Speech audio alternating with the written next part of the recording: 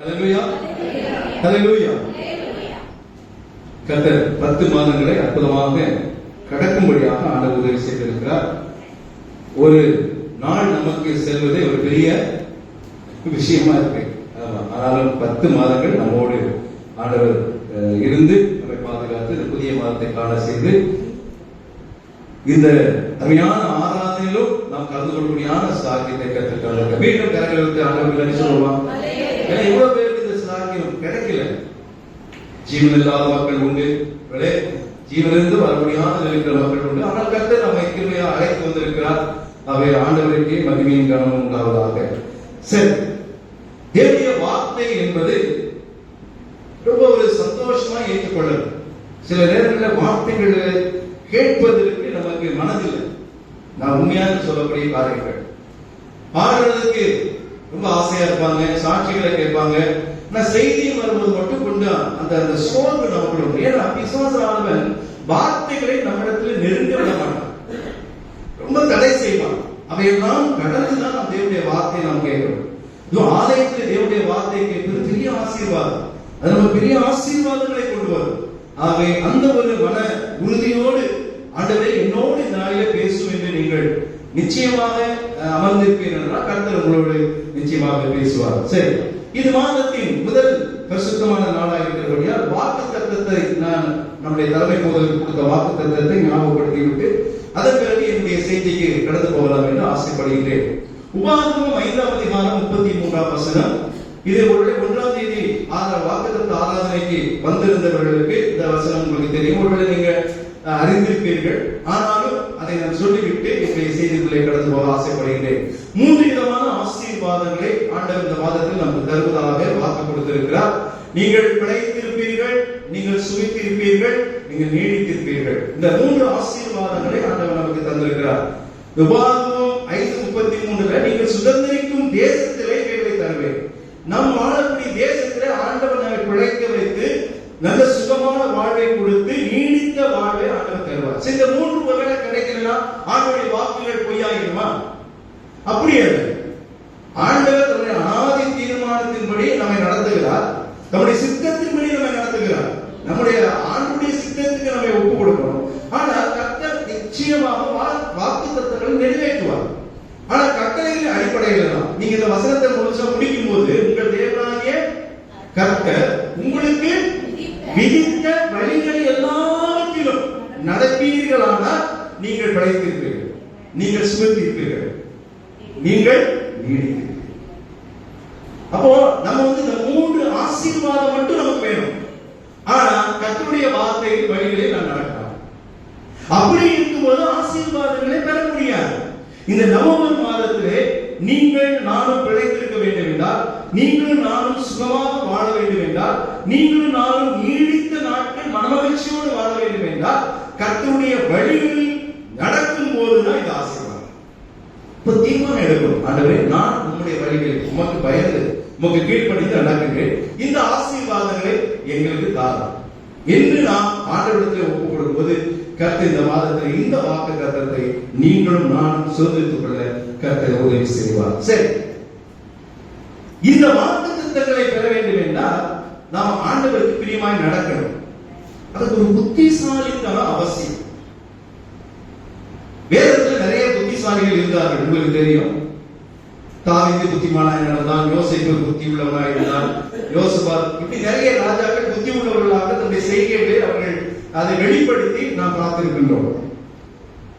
தேவனுடைய பிள்ளைகளுக்கு கொஞ்சம் புத்திசாலித்தனம் இருக்கணும். அப்படி இருந்தால்தான் வாக்குகளை நாம் பெற்றுக் கொள்ள முடியும். புத்திசாலித்தனம் என்பது கர்த்தரை நாம் பற்றிக் கொள்வது. நேற்று ஒரு புக்கை படித்துக் கொண்டிருந்தேன். அப்பொழுது ஒரு சிறு கதை வந்தது. அது கொஞ்சம் வேடிக்கையாக இருந்தாலும் அதை இந்த செய்தியோடு உங்களுக்கு சொல்லி அதை என்னுடைய செய்திக்குள்ளே கடந்து போகலாம் என்று ஆசைப்படுகின்றேன். 3 பேருக்கு தூக்கு தண்டனை கொடுத்தார்கள். ஒருவன் அமெரிக்கன், ஒருவன் ரஷ்யன், ஒருவன் இந்தியன். 3 பேருக்கும் தூக்கு தண்டனை, ஏதோ செய்த தவறுகளுக்கு தூக்கு தண்டனை கொடுத்துட்டாங்க. அப்போ ஜட்ஜ் சொல்றாரு, 3 பேருக்கு ஆப்ஷன் இருக்குது. என்னன்னா 3 ஆசைகள், ஒவ்வொருத்தருக்கும் 3 ஆசைகளை சொல்லுங்க, அதை நிறைவேற்றி விட்டு உங்களுக்கு நான் தூக்கு தண்டனை நிறைவேற்றி விடுவேன். முதல்ல அமெரிக்கக்காரங்கிட்ட கேட்டாங்க நீதிபதி, இப்ப என்னவா உன்னுடைய முதல் ஆசை என்ன? இப்ப அவன் சொன்னா, அமெரிக்காக்காரங்க எப்பவுமே ஒன்னதான் யோசிப்பாங்க, எனக்கு இந்த உலகத்திலே விலை உயர்ந்த மதுவை நான் என்ன பண்ணணும்? ரசிச்சு குடிக்கணும், அதை எனக்கு செய்யணும். உனக்கு எதுப்பா பெஸ்ட் அப்படின்னு சொல்லி அந்த அமெரிக்கா தேசத்துல எது பெஸ்டோ அதை வாங்கி வந்து கொடுத்தாங்க, சாப்பிட்டாங்க. அடுத்த இந்த இரண்டாவது ஆசை சொல்லுங்க, அவன் எனக்கு சிறந்த உணவு, இந்த உலகத்திலே சிறந்த உணவு எதுவோ அதை எனக்கு நீங்க தரணும், அதை நான் சாப்பிடணும், அதான் என்னுடைய ஆசை. இரண்டாவது ஆசையை நல்ல பெஸ்ட் உணவு எதுன்னு சொல்லி அவங்க அதெல்லாம் தீர்மானம் பண்ணி அதை கொடுத்தாங்க, அவங்க சாப்பிட்டாங்க. சரி, மூணாவது கடைசி ஆசை, இதுதான் லாஸ்ட், உன்னை தூக்கி என்ன பண்ணிடுவோம்? தூக்குல போடுவோம். அவன் சொல்றா, சரி என்ன தூக்குல போடுங்க, ஆனா நீங்க என்ன பண்ணணும்னா, நான் நேசிக்கிற என்னுடைய அமெரிக்க ஜனாதிபதி ஆபிரகாம் லிங்கனுடைய கல்லறைக்கு பக்கத்துல என்ன நீங்க புதைக்கணும். கொஞ்சம் கஷ்டமான ஒரு ஆசை தான், ஏன்னா அவளை ஈஸியா புதைக்க முடியாது, ஆனா என்ன பண்ண முடியும்? ஓகே ஓகேட்டாங்க. அமெரிக்காக்காரங்க எல்லா ஆசைகளையும் என்ன பண்ணாங்க? முடிச்சு விட்டாங்க. அடுத்த ரஷ்யக்காரனுக்குரிய தண்டனை சொன்னாங்க, சொல்லிட்டு சொன்னாங்க, 3 ஆசை நீ சொல்லு. அவன் சொன்னா, இந்த உலகத்தை நான் என்ன பண்ணணும்? பிளைட்ல சுத்தி வரணும், அது என்னுடைய ஆசை. உடனே அனுப்பிச்சு விட்டாங்க, உலகம் ஃபுல்லா உலகம் அடிச்சுட்டு வந்துட்டேன். ரெண்டாவது ஆசை சொல்லு அப்படின்னு அவங்க ஒரு பெரிய ஞானி, அதனால அவங்க சொன்னாங்க, எனக்கு உலகத்தில் உள்ள எல்லா சயின்டிஸ்டையும் ஒன்னா வர வைக்கணும், வச்சு நான் அவங்களை எல்லாம் ஒன்னா உட்கார்ந்து பார்த்து அவங்களோட பேசி நான் என் நேரத்தை செலவிடணும் அப்படின்னு அதுக்கும் ரெடி பண்ணிட்டாங்க. மூணாவது இந்த ஆசை, கடைசி ஆசை, உன்னை நான் தூக்குல போட்டுருவோம்னு. அவன் என்ன சொல்லிட்டான்னா, நீங்க தூக்குல போட்ட பிறகு, நான் இறந்த பிறகு என்னுடைய புரட்சியாளர் லெனினுடைய கல்லறைக்கு பக்கத்துல என்ன பண்ணணும்? என்ன புதைக்கணும். இது ரஷ்யனுடைய வேண்டுகோள். அதை நிறைவேற்றிட்டாங்க, தூக்குல போட்டு கொண்டு போய் என்ன பண்ணிட்டாங்க? வச்சுட்டாங்க. மூணாவது நம்ம ஆட்டம் தான். இந்தியக்காரங்கிட்ட கேட்டாங்க, உனக்கு 3 ஆசை வருது, முதல் ஆசையை நீ சொல்ற. அவன் சொன்னா, எனக்கு சின்ன ஆசை தான், இவங்க மாதிரி ஆசை கிடையாது, எனக்கு பெஸ்ட் மாம்பழம் ஒரு கூட எனக்கு வேணும். அதாவது மாம்பழம் பெஸ்டா இருக்கணும், டேஸ்டா இருக்கணும், ஒரு கூட வேணும், அதான் என்னுடைய முதல் ஆசை. நடந்தது என்ன, இது நவம்பர் மாசம் இந்த கோர்ட்ல தீர்ப்பு வருது. நவம்பர் மாசத்துல பெஸ்ட் மாம்பழத்துக்கு எங்க போவாங்க? மாம்பழம் எப்ப வரும்? மே இல்ல ஏப்ரல், மே தான். அப்போ அந்த பெஸ்ட் மாம்பழம் கிடைக்கணும்னா இவன் எத்தனை நாள் வெயிட் பண்ணணும்? கிட்டத்தட்ட 6 மாசம் வெயிட் பண்ணணும். ஜட்ஜ் சொல்றாரு, எப்ப பெஸ்ட் மாம்பழம் வரனா பரவாயில்லைங்க, மெதுவா வரட்டும், மெதுவா வரட்டும், நீங்க அவசரப்படுறீங்க, மெதுவா வரட்டும், பெஸ்ட் மாம்பழத்தை எனக்கு கொடுங்க. 6 மாசம் ஓட்டிட்டான். எவ்வளவு கேடி பாருங்க, 6 மாசத்தை ஓட்டிட்டான். சரி, ரெண்டாவது ஆசை இப்படி சொல்லு. அப்போ மே மாசம் அவன் சொல்றான், உச்சி குளிர்ல நான் ஊட்டியில கொஞ்ச நாள் இருக்கணும். எங்க உச்சி குளிர்ல, நல்ல உச்சி குளிர்ச்சியா இருக்கிற சூழ்நிலையில ஊட்டியில நான் ஒரு நாள் இருக்கணும். மே மாசம் உச்சி குளிர் இருக்குமா? எப்ப வரும்? டிசம்பர் வரும். நீங்க ஊட்டிக்கு போனா தெரியும், டிசம்பர், நவம்பர் டிசம்பர்ல என்ன ஆகும்? பயங்கர குளிர், உச்சி குளிர் தாங்க முடியாது. அப்போ இதுல ஒரு 6 மாசத்தை அவன் ஓட்டினான். எவ்வளவு கேட்டி பாருங்க, எவ்வளவு பயங்கர உற்சாக பாருங்க. மூணாவது பாருங்க, தான் லாஸ்ட், நீ உண்மையெல்லாம் எங்களை ஏமாத்த முடியாது, இந்த வாட்டி நீ கண்டிப்பா ஆமா நீ உன்னை தூக்குல போட்டு அவன் போடுங்க, நான் ஒன்னும் சொல்லவே இல்லையே, போடுங்க. ஆனா மூணாவது ஆசை என்ன தெரியுமா? ஜட்ஜ பார்த்தாரு, நீங்க தான் எனக்கு பெரிய கண்கண்ட தெய்வம், நீங்க செத்ததுக்கு அப்புறம் என்ன உங்க பக்கத்துல புதைக்கணும் அப்படின்னு சொல்லி இந்தியா சொல்லிட்டாங்க. இவர் எப்ப சாவுறது, இவன் எப்ப அங்க போய் புதைச்சு எப்படி மரணத்தை தள்ளி போடுறான் பாருங்க, எவ்வளவு பயங்கரமா. இது என்ன, இந்த கதை படிச்ச உடனே நீங்க என்ன பண்ணிருப்பாரு? இனிமே நம்ம சாகவே கூடாதுன்னு நினைப்பாரு, சீக்கிரம் செத்து இவனை உள்ள போடணும்னு நினைப்பாரு. யோசிச்சு பாருங்க, எவ்வளவு ஒரு கஷ்டமான சூழ்நிலை. யோசிச்சு பாருங்க. இது எதுக்கு சொல்றேன், இந்த கதை படிக்க சிரிப்பா இருக்குது. அவசியமான காரியங்கள். நீங்கள் பிசாசு கூட மோத வேண்டும் என்ன, நீங்க புத்தி உள்ளவர்களாக இருந்தாதான். அதனால ஆண்டவர் பல உண்மைகளை சொல்லுகின்றார். அதனால நாம் இந்த உலகத்திலே ஆண்டுடைய பிள்ளைகள் புத்தி உள்ள மக்களாக நாம் இருக்க வேண்டும் என்று சொல்லி நாம் ஆண்டவர் விரும்புகிறார். அப்படி வாழும்போதுதான் நீங்க வாக்குத்தத்தங்களை நீங்கள் பெற்றுக்கொள்ளும். ஏனென்றால் புத்தி உள்ளவர்கள் ஆண்டுடைய வழிகளில் நடப்பார்கள். அப்பொழுது நீங்கள் படைத்திருப்பீர்கள், சுகத்திருப்பீர்கள், நீடித்த நாட்களாக வாழ்வீர்கள். அல்லேலூயா. சரி, என்னுடைய செய்திக்குள்ளே நான் வருகிறேன். இன்றைய செய்தியுடைய தலைப்பு கண்டும் காணாது. கீழே ஒரு பிராக்கெட்ல ஒரு போட்டுருக்கேன். என்ன போட்டுருக்கேன்?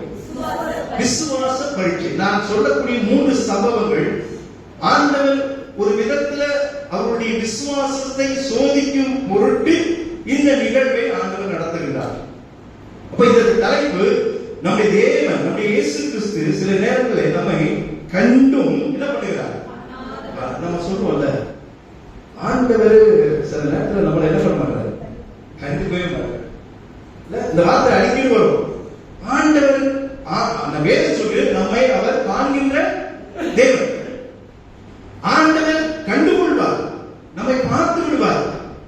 ஆனா காரியங்களை வாய்க்கு செய்வதில் சற்று தாமதப்படுத்துவார். காணாதவர் போல இருப்பார். அந்த சம்பவத்தை இன்றைக்கு நாம் பார்க்க போகிறோம்.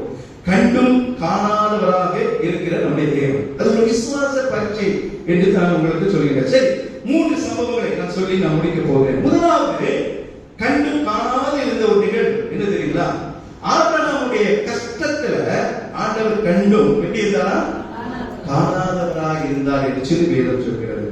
நீங்க ஆதியாகமம் கொஞ்சம் பைபிளை வாசிப்போம். ஆதியாகமம் 12ஆம் அதிகாரம் 1-3 வரைக்கும் கொஞ்சம் வாசிங்க. கர்த்தர் ஆபிரகாமை நோக்கி தகப்பனுடைய வீட்டையும் விட்டு புறப்பட்டு நான் உனக்கு காண்பிக்கும் தேசத்துக்கு போ.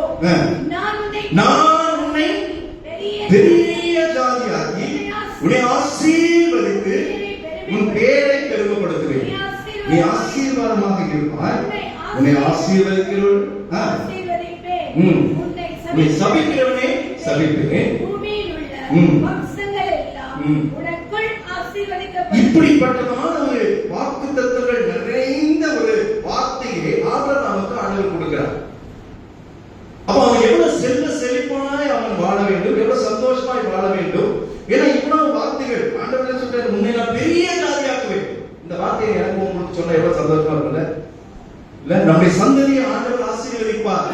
ஆண்டவரே நேரில் வந்து சொல்லிட்டாருன்னா எவ்வளவு பெரிய மகிழ்ச்சி இல்ல? உன் பேரை பெருமைப்படுத்துவேன். நம்ம வாழ்றோம், நம்ம பேர் சிறுமைப்படணும்னு விரும்பவே மாட்டோம், பெருமையாய் வாழணும் தான் விரும்புவோம்.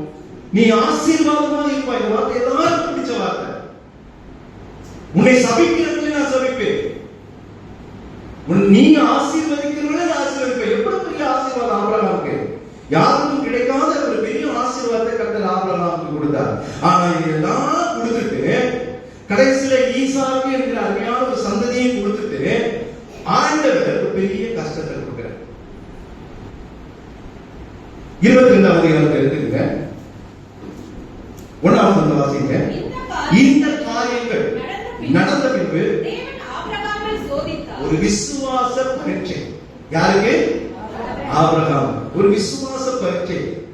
ஆபிரகாம் விசுவாசிகளின் தகப்பன் என்று வேதம் சொல்கிறது. அப்போ இந்த விசுவாசிகளின் தகப்பனா இருக்கிற ஆபிரகாமை அவருடைய ஒரு கஷ்டத்தை கொடுத்து அதை காணாதவர் போல் ஆண்டவர் அங்க இருக்கிறத பார்க்கிறோம். நீங்க அதுக்கு முன்னாடி பாத்தீங்கன்னா ஆபிரகாமை நீங்க சாதாரண இடம் போட்டுறாதீங்க.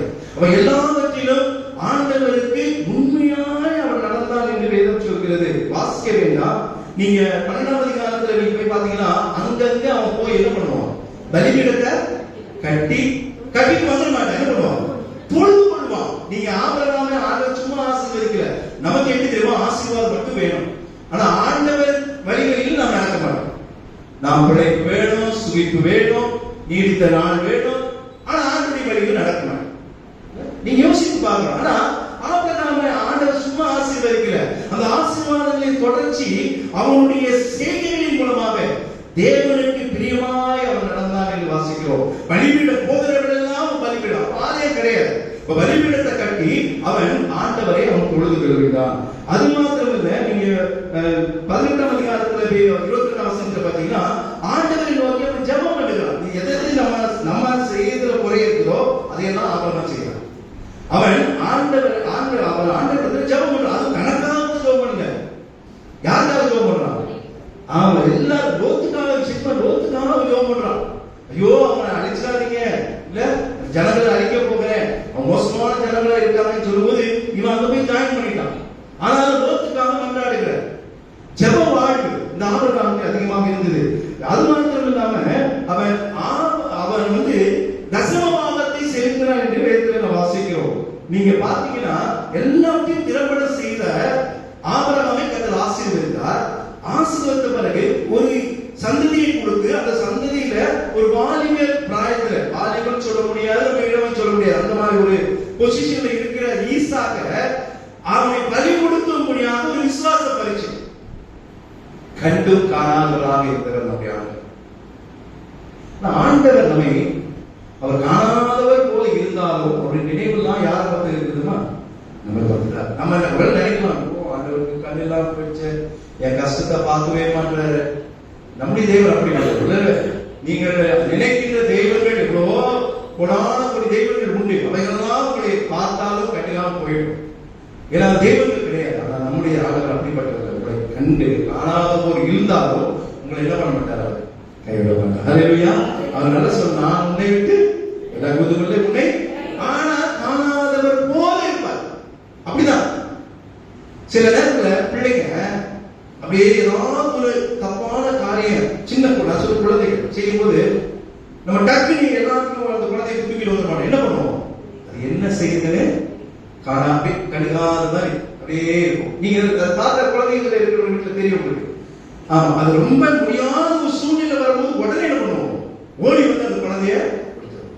அப்படிதான் ஆண்டவர் இப்படிதான் நம்மை கண்டும் காணாதவர் போல இருக்கிறார். ஆனா ஆண்டவர் ஒரு டெஸ்ட் தான், ஒரு விசுவாச பரீட்சை. இங்கே ஆபரகாம் நமக்கு ஒரு பரீட்சை. இந்த சமூகத்துக்கு எல்லாருக்கும் தெரியும், 1000 வாட்டி இந்த செய்தியை நம்ம கேட்டோம். ஆனாலும் ஒரு சில காரியங்களை நாம் கற்றுக்கொள்ள வேண்டும். ஆண்டவர் ஒரு கஷ்டத்தை உங்களுக்கு கொடுக்கிறாருன்னா அது நிமித்தமாக ஒரு பெரிய ஆசீர்வாதம். கரங்களை தரிச்சுங்க. நல்லா சொன்னீங்க, நீங்க போங்க. ஹல்லேலூயா. கஷ்டம் வந்தா ஆண்டவர் என்னை ஆசீர்வதிக்க போறார் அப்படி நினைங்க. அப்பனா அந்த கஷ்டம் உங்களுக்கு எப்படி ஆயிடும், ஈஸியா போயிடும். கஷ்டம் பெருசா தெரியாது. இந்த கஷ்டத்திற்கு ஆண்டவர் எனக்கு ஒரு பெரிய ஆசீர்வாதத்தை வைத்திருக்கிறார். என்னை கண்டவர் காணாதவர் போல் இருக்கிறார். ஆனா அதற்கு பிறகு வந்து நமக்கு பெரிய ஆசீர்வாதத்தை தரக்கூடியதாக அவர் நம்மோடு ஆபிரகாமுக்கு இது நல்லா தெரியும். ஏன்னா வாசிக்க கேட்ட 12ஆம் அதிகாரத்துல பெரிய வாக்கு கொடுத்தார். என்ன சொல்றார், உன் சந்ததியே பெருகவே பெருக பண்ணுவேன். ஈசாக்கை நீங்க பலியிட சொல்லிட்டீங்க, நான் பலி விட்டுட்டேன்னா நீ உங்களுடைய வாக்கு பொய்யாயிடும். எனக்கு ஒண்ணும் பிரச்சனை இல்லை, எனக்கு பிரச்சனை இல்லை அப்படின்னு அப்படிதான் வச்சிருப்பான். ஆண்டவரே உங்களுடைய வாக்கு பொய்யாகிடும். இந்த விசுவாசத்துல என்ன நீங்க ஜெயிக்க முடியாது, நான் ஜெயிப்பேன். ரொம்ப நம்பிக்கை உடையவனாக ஈசாக்கை கூப்பிட்டு மேல மேல போறான், ஆயுதத்தோடு போறான். 2 நாள் அவர் நடந்து போவதுக்கு சும்மா உடனே ஏற முடியாது. அன்னைக்கு தான் கழுது மேல நான் போகணும், நடந்து போகணும். அன்னைக்கு சைக்கிள் கூட கிடையாது. என்ன பண்ணிருப்போம் யோசிச்சு பாருங்க. போயிட்டு இதெல்லாம் ஈசாக்கு பாவம் அவனையும் எடுத்துட்டு போற. அவங்க அப்பாவையா கேட்கிறான், என்னப்பா எல்லாம் இருக்குது, ஆட்டுக்குட்டி எங்க? ஆமா, என்ன சொல்றான், கர்த்தர் பார்த்துக்கொள்வார். ஹல்லேலூயா. நல்ல வார்த்தைங்க, கர்த்தர் பார்த்து. இந்த வார்த்தையை நம்ம அடிக்கடி சொல்றோமா? கஷ்டம் வரும்போது ஆண்டவர் கண்டும் காணாதவர் போல இருக்கிறாரா, இந்த வார்த்தை சொல்லுங்க. அவர் பார்த்துக்கொள்வார். நம்ம பார்த்து அவருக்கு தெரியுங்க. உங்க பிள்ளைகளை நீங்கள் என்ன செய்ய வேண்டும், பெற்றோர்களாகிய நீங்கள் எவ்வளவு கேர் எடுத்து நீங்க அந்த பிள்ளைகளை நீங்க நேசித்து அவர்களுக்கு ஒரு வாழ்வு கொடுக்கணும்னு நினைக்கிறீங்களோ அதை காட்டிலும் கோடி மடங்கு நம்ம மீது அனுபவித்திருக்கிறோம் நம்முடைய ஆண்டவர். ஹல்லேலூயா. அப்ப உங்களை காணாதவர் விட்டு வர, உங்களை கண்டும் காணாதவராக இருந்தாலும் உங்களை ஆசீர்வதிப்பார். வேலைக்காரத்தை சொல்லும் போது அந்த விசுவாசத்தினுடைய வார்த்தைகள் பாருங்க. நானும் ஈசாக்கு போயிட்டு என்ன பண்ணுவோம், பொழுது கொண்டு திரும்பி வருவேன்னு தான் சொல்லியிருக்கோம். நியாயமா? ஏன்னா பலி கொடுக்க போறது ஈசாக்கு. அப்ப இவன் மாத்திரம் தனியா வரணும். ஆனா என்ன சொல்றான், திரும்பி வருவோம். கடவுள் சொல்லுங்க. இந்த வார்த்தைகள் தான் விசுவாசம். கரெக்டா ஜெயிக்கிறாங்க. அவன் விசுவாச பரீட்சையில ஆண்டவர் கண்டும் காணாதவர் இருந்தும் அவன் வெற்றி பெறுகிறான். அழகா அடுக்கிறான், விறகு கட்டை அடிக்கிட்டான். ஈசாக்க மேல படுக்க வச்சு நல்லா கவனிக்கணும். என்ன பண்ணாங்க, கட்டுனாங்க. கட்டுனான். ஏன்னா அவன் என்ன பண்ணக்கூடாது, எகிரி போயிடக்கூடாது. கட்டுனான். ஆனா ஆபிரகாமுக்கு சரித்தவன் ஈசாக்கு இல்லை. ஈசாக்கு ரொம்ப கடத்துக்கிறாங்க. ஒரு கேள்வி கேட்க மாட்டான். அவனுக்கு தெரியும், வெட்ட கத்தி வெட்டி தகன பலியிடும், எரிக்கணும், வெட்டி எரிக்கணும். அதுதான் அங்க டெஸ்ட். வெட்டினாதான் அவனை எரிக்கணும். கத்திய தூக்கி அப்படியே அது வரைக்கும் பார்க்கவே இல்லை, கண்டுக்கவே இல்லை. ஆண்டவர் நம்ம சொல்லுவோமே, கண்டுக்கவே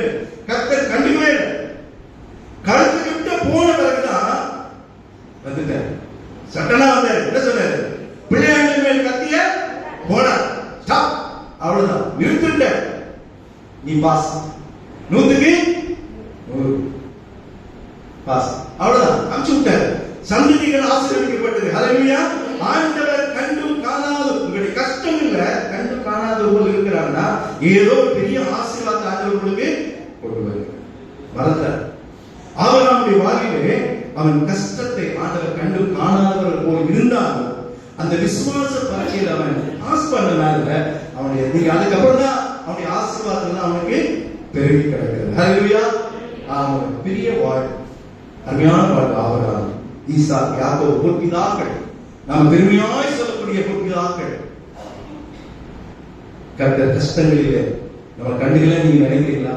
என்னை கண்டுகொள்ளவே மாட்டான்னு நினைக்கிறீங்களா? யாருக்குங்க கஷ்டம் இல்லை? ஒருத்தர் கை தூக்குங்க பார்க்கலாம், எனக்கு கஷ்டமே இல்லை பாஸ்டர் அப்படின்னா நீங்க தயவு செய்து இங்க இருக்க வேண்டிய ஆளே இல்லை. நீங்க டைரக்டா எங்க இருக்கணும்? மோட்சத்துக்கு போயிடுங்க, அங்கதான் கஷ்டம் கிடையாது. ஆனா இந்த உலகத்துல இருக்கிற வரைக்கும் எல்லாருக்கும் கஷ்டம். தேவன் கண்டும் காணாதோர் போல் இருந்தாலும் அந்த கஷ்டத்தை உங்களை விட்டு அகற்றி விடுவார். ஹல்லேலூயா, ஹல்லேலூயா. சரி, இரண்டாவது ஒரு சம்பவம். கதறலை கண்டும் காணாதவர். சில நேரத்தில் கத்துவோம், ஐயோ என்னை காப்பாத்த. ஹல்லேலூயா. இல்ல, இந்த வார்த்தைகள் நம்முடைய வாழ்க்கையில வந்திருக்கு.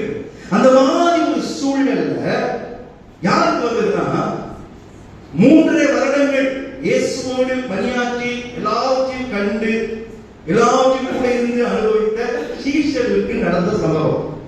கதறலை கண்டும் காணாதவராக அவர் இருக்கின்றார். இந்த சம்பவம் உங்களுக்கு தெரியும். திருப்பி வைத்துக் கொள்ளுங்கள். லூக்கா சுவிசேஷம் 8ஆம் அதிகாரம் 22 முதல் 25 வரைக்கும். அதுல 22ஆம் வசனத்தை வாசிங்க. லூக்கா 8:22. பின்பு ஒரு நாள் அவர் தமது சீஷரோடு கூட படகில் ஏறி கடலின் அக்கறைக்கு போவோம் வாருங்கள் என்றார். அப்படியே புறப்பட்டு போனார்கள். படகு ஓடுகையில் அவர் நித்திரையா இருந்தார். என்னவா இருக்க? ஆண்டவர் படகுல சீஷர்களோடு இருக்கிறார். காத்துலாம் இல்ல, அமைதியா தான் போயிட்டு இருக்கு. ஆனா இவர் என்ன பண்ணிட்டு இருக்காரு? தூங்கிட்டு இருக்காரு. அவர் தூங்கினாலும் சீஷர்களை அவர் அறிந்திருப்பாரா? அறிந்திருக்க மாட்டாரா? அந்த சூழ்நிலையை அறிந்திருப்பாரா? அறிந்திருக்க மாட்டாரா? ஏன்னா வேதம் சொல்லுது அவர் தூங்குவதும் இல்லை, உறங்குவதும் இல்லை, தூங்குவதும் இல்லை. அப்ப ஆண்டவருக்கு தூக்கமே வேண்டும். ஒரு மனுஷனுக்கு எது ரொம்ப முக்கியம் தெரியுமா? தூக்கம். நீங்க தூங்கலன்னா உங்களுக்கு வியாதி மேல வியாதி வரும். எல்லாருக்கும் அந்த சூழ்நிலை வந்திருக்கும். நான் 3 நாள் எனக்கு தூக்கம் வராம சூழ்நிலை எல்லாம் இருந்தது. இப்ப நல்லா படுத்த தூக்கம் வருது. என்னன்னு தெரியல, நல்லா தூங்குறேன், பத்த மாட்டேங்குது தூக்கம். அப்படின்னா நம்ம நல்லா கரெக்டா இருக்கணும்னு அர்த்தம். இப்போ ஆண்டவர் தூங்குறதே இல்லையா? எப்படிங்க அவர் தூங்கலன்னா? அப்படிதான் சொன்னார், உங்களை காக்கும்படியாக நான் உறங்குவதும் இல்லை, தூங்குவதும் இல்லை. சீஷர்களுக்கு தெரியுமா? தெரியாது. ஆனா நல்லா தூங்கிட்டு இருக்காங்க. இவங்க பேசிட்டு இருக்காங்க. திடீர்னு பார்த்தா கடல்ல என்ன வந்துருச்சு? சுழல் காற்று உண்டாயிடுச்சு. ஒரு புயல் இப்போ வந்துச்சு, தப்பிச்சோம். இதுல வேற யூடியூப்ல போட்டுட்டே இருக்கணும். நவம்பர் டிசம்பர்ல அவ்வளவு லேஸ் கிடையாது. ஆமா, 10 வருது, 12 வருது, பெரிய அழிவு வருது. எல்லாம் இஷ்டத்துக்கு போட வேண்டியதுதான். ஆனா இப்போ அந்த நாட்கள் அறிந்து கொள்ள முடியாது. ஆனா மீனவர்கள் அறிந்து கொள்வார்கள். காற்றினுடைய அந்த தன்மையை பொறுத்து அவங்களுக்கும் அது தெரியாது. ஏன்னா இது திடீர்னு ஆண்டவர் அனுமதிக்கிறார். ஏன்னா சீஷருடைய விசுவாசத்தை சோதிக்கும் பொருட்டு தூங்கிட்டு இருக்கும் போதே அலையை என்ன பண்றாரு? சுத்த விடுறாரு ஆண்டவர். என்ன பண்றாரு? தூங்கிட்டு இருக்கும் போதே ஆண்டவர் அலையை சுத்த விடுறாரு. இவங்க என்ன நினைச்சிருக்கணும்? என்ன நடக்கட்டும், என் கூட யார் இருக்கா? என்னன்னா இயேசு முழிச்சிருந்தாங்கன்னா இவங்க கத்திருக்க மாட்டாங்க. பிரச்சனை அதுதான். என்ன பண்றாரு? அப்போ சீஷர்கள் புரிஞ்சு நம்மள மாதிரியே சீஷர் மாதிரி தான் நாம இருக்கிறோம். ஆண்டவர் இன்னார் எப்படிப்பட்டவர் என்பதை இன்னும் நாம் முழுமையாக அறிந்து கொள்ளவில்லை. ஆண்டவர் நம்மை அவர் கண்டுகொண்டே இருக்கிறார். ஆனா காணாத ஒரு போதும் இருக்கும். அதுதான் கதறல். அதுதான் கூட கதறலை ஆண்டவர் கண்டார். ஆனா காணாத ஒரு போல் இருந்தார். கத்தி நாளைக்கு அது சடனா நடந்திருக்காது. கத்து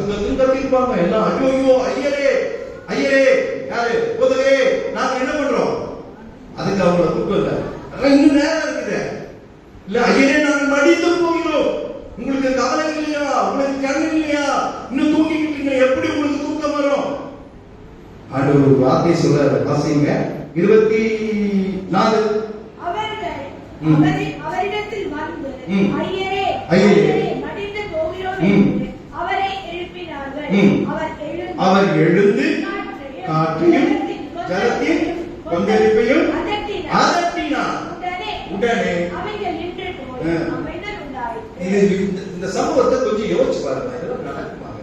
எப்படி இருந்திருக்கும் அந்த சூழ்நிலை? இல்ல புயல் காற்ற அப்படியே பாதையிலே அமைதியா ஆகிட்டார். அதோட முடிஞ்சிருந்தா பிரச்சனை இல்லை. அடுத்த வசனத்துல ஒரு கேள்வி சீசர்ட்ட கேட்கிறார். வாசி. அவர் சீஷர்களை நோக்கி விசுவாசம் எங்கே என்றார். கேள்வி கேட்டார் பாரு. ஒரு கேள்வி என்ன கேட்டாரு? உங்கள் விசுவாசம் எங்கே? ஒரு டெஸ்ட். ஆண்டவர் எதற்காக சுழல் காற்றை அனுமதித்தார்? சீஷருடைய விசுவாசத்தை சோதிக்கும் பொருட்டு. அதான் விசுவாச பரீட்சை. இவங்க என்ன பண்ணிருக்கணும்? பாஸ்னா அவங்கதான் பாஸ் பண்ணிட்டாங்க. ஆனா சீஷர்கள் என்ன ஆயிடுச்சு? ஃபெயில் ஆயிட்டாங்க. என்ன பண்ணிருக்கணும் தெரியுமா? கம்முனு இருக்கணும். ஏன்னா எங்களோடு சேர்ந்து யாருக்கு பிரச்சனை? இயேசுவுக்கு பிரச்சனை. ஒண்ணு. ரெண்டாவது, இயேசுவுக்கு எல்லாம் தெரியும். அது சீஷர்களுக்கும் தெரியும். ஆனா கஷ்டம் கரமீறி போகும்போது என்ன வந்தது? கதறலாம் மாறு. ஐயோ ஐயரே, இந்த வார்த்தையை நீங்க சொல்லி பாருங்க. ஐயரே பண்ணுவே போறோம், அவ்வளவுதான், நாம போயிட்டோம், இந்த கேஸ் போச்சு, உங்களோட வந்து நாங்க எல்லாம் லைஃப்லாம் வேஸ்ட். இஸ்ரவேல் ஜனங்கள் சொன்ன மாதிரி ஒருவேளையாவது நான் சோர்ந்து இருந்தோம், அதையும் நாம பண்ணிட்டீங்க அப்படிதான் சொன்னாங்க. ஆண்டவர் சொன்னார், உன் விசுவாசம் எங்கே? கேள்வி கேட்கிற, நீ ஃபெயில் ஆயிட்டீங்கன்ற. ஆண்டவர் நிறைய இடத்துல விசுவாசத்தை குறித்து சீஷர்களுக்கு போதிக்கிறார். ரொம்ப அவசியம். விசுவாசம் இல்லாமல் தேவனிடத்தில் பிரியமா இருக்க முடியாது. நீங்க தேவனுக்கு பிரியமா இருக்க விசுவாசம் உங்களுக்கு வேணும்.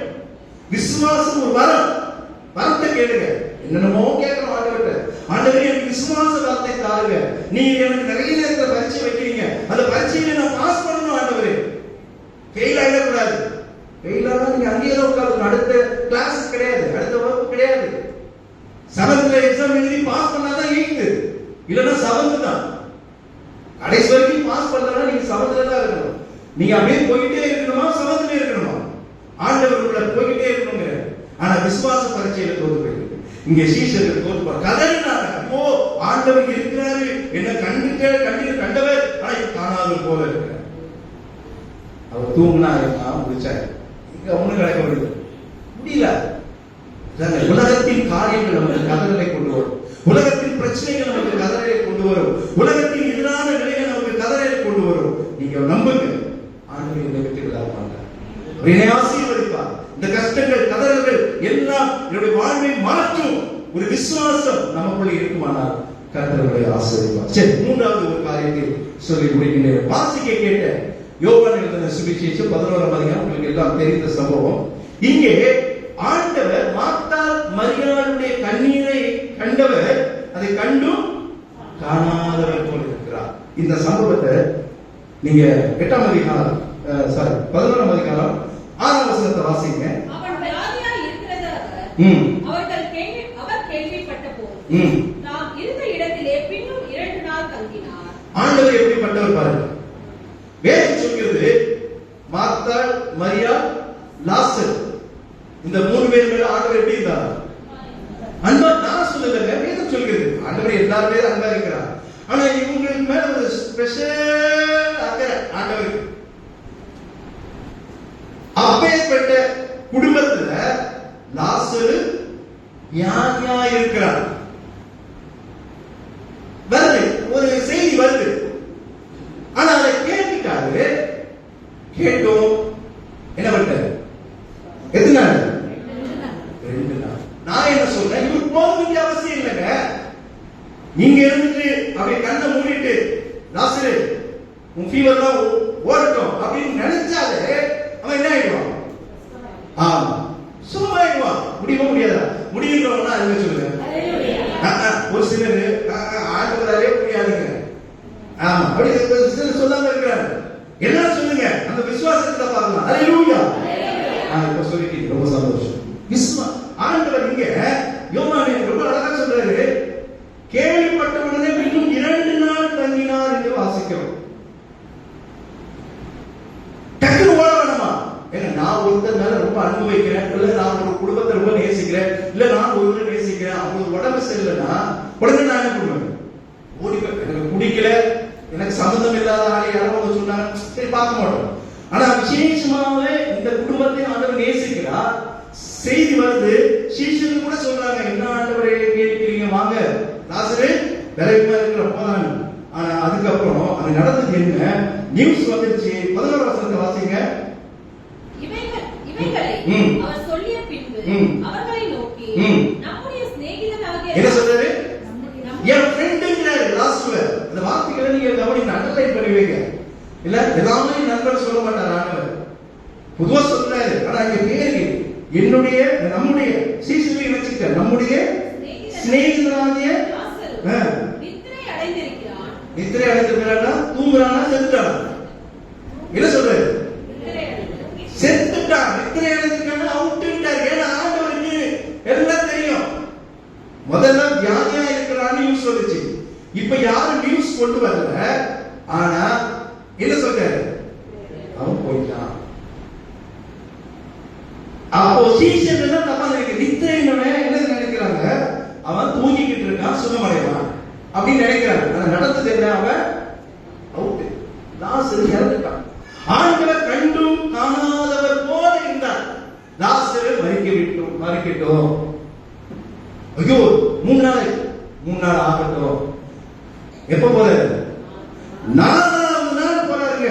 நீங்க அதை வாசிங்க. 11ஆம் வசனத்தை வாசிங்க. இயேசு வந்தபோது அவன் கல்லறையில் வைக்கப்பட்டு 4 நாளாயிற்று என்று கண்டார். 4 நாள். வரவே வேண்டாங்க. அதான் சொல்ல, வரவே வேண்டாங்க. இங்க இருந்து ஆண்டவர் ஒரு செய்தி அனுப்பிட்டா போதும், லாசரு அவ்வளவுதான், நீ எழுந்து நட அப்படின்ட்டான்னா அவன் வியாதியெல்லாம் படுக்கைக்கு போய் அவன் நடந்திருப்பான். ஆண்டவர் சாகதை சில நேரம் இதெல்லாம் நீங்க புரிந்து கொள்ளும். ஆண்டவர்கிட்ட நீங்க ஜெபம் வைக்கிறீங்க, சில ஜெபம் கேட்கப்படாமல் இருக்கிறதுக்கு காரணம் என்ன? ஆண்டவர் அதிர்ஷ்டமாக ஒருவேளை இன்னும் அதிகமான ஆசீர்வாதங்களை ஆண்டவர் தருவதற்காக உங்களை காத்திருக்க ஆண்டவர் வைத்து, அவ்வளவுதான், ஆசீர்வாதங்களுக்காக காத்திருக்கு. இங்க 4 நாள் ஆயிட்டு. முதல்ல வந்தது யார் தெரியுமா? மார்த்தாள் ஓடி வர. எப்பவுமே மரியாதை பாத்தீங்கன்னா ஸ்பீடு கிடையாது, ஸ்லோ தான். வீட்டுக்கு போகும்போது கூட யாருக்கு ஸ்பீடா இருந்தா? மார்த்தா தான். என்ன பண்ண? எல்லாத்தையும் விருந்தோம்பல் எல்லாம், ஐயோ இது வந்துட்டாரு, போதகர் வந்துட்டாரு, ஆஸ்கர் வந்துட்டாரு, இல்ல ஆமா அவருக்கு ரெடி பண்ணணும், பசியோட வந்திருப்பாரு, நல்ல எண்ணம். ஆனா மரியாதை வந்துமா அப்படியே அமைதியா உட்காந்து, அது வேண்டியது. ஆனா இதுவும் அவசியமாக இருக்கலாம். ஆனா ஆண்டவர் சொல்றேன், இதெல்லாம் வேணாமா, அவன் எனக்கு சாப்பாடு அவசியம் கிடையாது, அவங்க செஞ்சாங்க, அதுதான் சொன்னார். இங்க கூட யார் ஓடி வரா? ஃபர்ஸ்ட் மார்த்தா தான் ஓடி வரா. மார்த்தா வந்து இயேசு இடத்துல அந்த விசுவாச, அங்கதான் விசுவாசத்தை நீங்க பார்க்கணும். என்ன சொல்றாரு? நீ இருந்திருந்தால் என் சகோதரன் லாசரு சொன்னா, அந்த வார்த்தையை சொன்னா, அவ்வளவு நம்பிக்கை. அதனால செய்தியா இருக்கிறாங்க, நீங்க நேசிக்கிற லாசரு என்னுடைய சகோதரன் வியாதியா இருக்கிறார், 2 நாள் வேண்டே தருங்க. அதுக்கப்புறம் இவரே அறிந்து கொண்டார், அவன் ஆளை விட்டு போயிட்டார் லாசரு. ஓகே, இப்ப கிளம்புறாங்க. அப்போ அவர் 4 நாள் ஆகுது அங்க வருதுக்கு. இப்ப சொல்றாங்க, நீ இங்க இருந்தா என் சகோதரன் மறிக்க மாட்டான். இப்பொழுதும் தேவனிடத்தில் கேட்டுக்கொள்வது எதுவோ அதை தேவன் உனக்கு தந்துருவான்னு. அது அடுத்த வார்த்தை தாங்க விசுவாச வார்த்தை. என்ன சொல்றாரு? இப்போது கூட என்ன சொல்றார்? தேவனிடத்தில் கேட்டுக்கொள்வது எதுவோ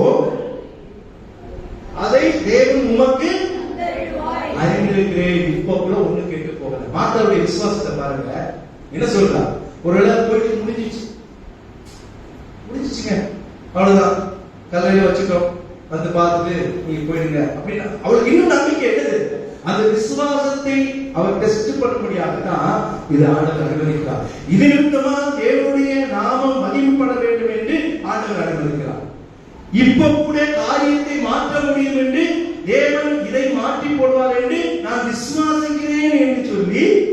பண்றாங்க? ஒரு விசுவாச அறிக்கையை மாற்றார். அங்கே சொல்கிறதை பார்க்கிறோம். அப்போ இயேசுவை நோக்கி உன் சகோதரன் உயிர்த்தெழுந்திருப்பான் என்றார். எவ்வளவு இருப்பாங்க? ஆனா அப்போ ஒரு சின்ன சந்தேகம் யாருக்கு? மாத்தாருக்கு.